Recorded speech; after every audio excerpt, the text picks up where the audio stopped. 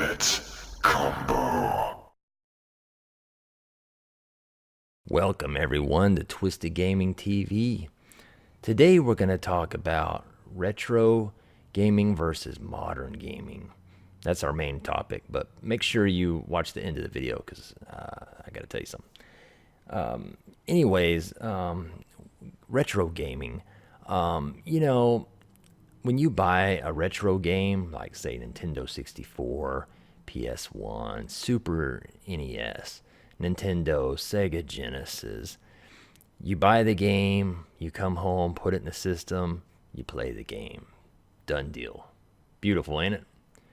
Modern gaming, you only got like 25% of the game that's actually on the freaking physical disc. And you put the game in the slot and you got to download, 20 gigabytes, 50 gigabytes. So you're waiting, depending on your internet speed, maybe 15 minutes to play, or you might be even waiting 2 or 3 hours to play if your internet's slow. It's so stupid. I can't stand that about modern game. It makes me sick. Another thing is retro gaming. It's kind of the same thing as the full game and non-full game. Retro gaming, you don't have to have the internet. You can put the thing in, start playing. You can unhook the system, take it to your friend's house and start playing. Modern gaming, a lot of games you have to have the internet to even play the game.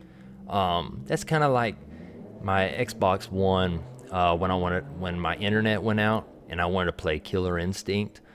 There's a offline mode, and I was like, okay, cool. I can play offline. I set it to offline mode, and I don't even have all the Killer Instinct characters because I'm not connected to the internet. I only got Jago to play with, so that's all I can play with if it's offline. I don't know if there's any other way around that, but it's so stupid. I don't like that at all. So that's one good thing about retro gaming. You don't have to have the internet at all. You can hook the system in your car, and you can just do whatever you want. But modern gaming, no, you can't do any of that. Another thing about retro gaming, since I'm almost 40 now, in the next 2 months, I'll be 40. Some of the games hurt my eyes from back in the day. Like, I can play Tekken, it doesn't hurt my eyes or anything. But like, if I want to play like Battle Arena Toshinden, which was one of my favorite fighting games for the PS1, back in the day, I don't know what year it came out, mid 90s or something. I'd have to look it up. But the graphics were amazing, and I could just get right into it. A couple weeks ago, I put it in, I played it, and it was like so slow. You jump in the air and you're waiting like 10 hours to even come down and hit the guy. And the graphics are just bad. But not all games are like that though. Like, I can play the old Raiden game, which is, you're the jet and you're flying in the air and you're shooting all the other jets or whatever. That doesn't hurt my eyes. But some games, man, they hurt my eyes. Now, modern gaming, since my eyes have adjusted to all this HD TV and all this other high-end technology, you can pop in a modern game and just game on, and you're like, dang, those graphics are amazing. And it doesn't hurt your eyes or anything. You can play for 50 hours. But, you put in like Cruis'n USA for Nintendo 64, and you're like, this is a fun game and all, but man, those graphics are rough. And boy, technology's came a long ways. It's pretty wild. Another crazy thing is retro gaming.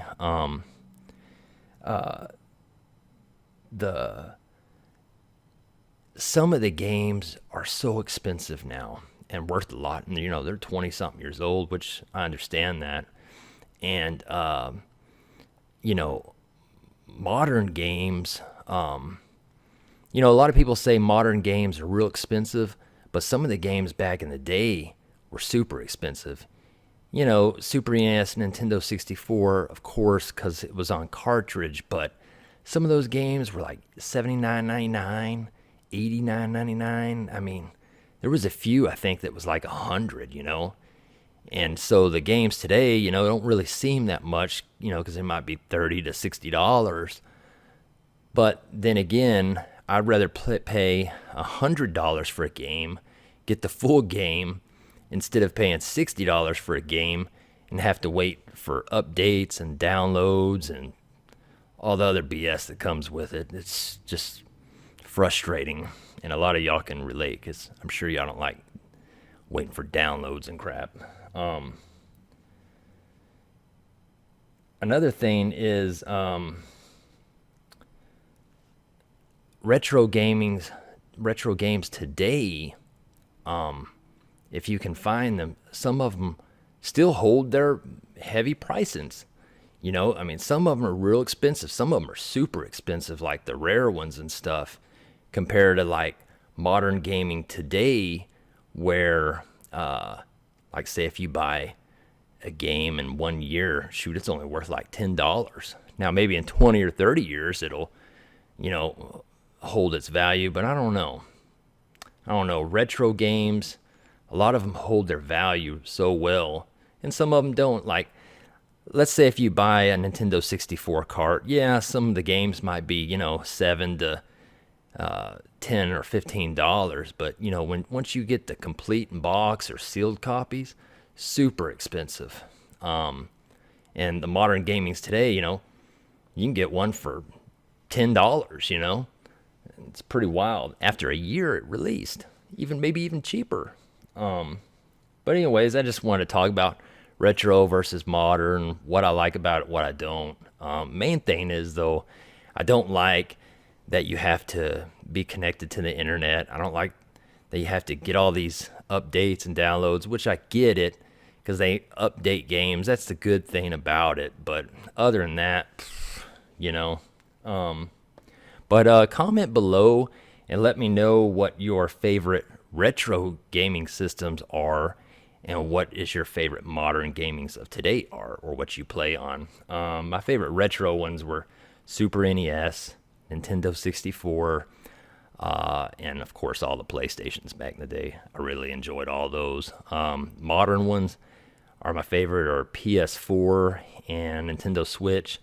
I don't really play my Xbox that much, unless if it's like for Forza Horizon 4, or Killer Instinct on there, the new one. That's really the only reason I have an Xbox is those two games. But comment below and let me know what your favorite systems are, retro or modern.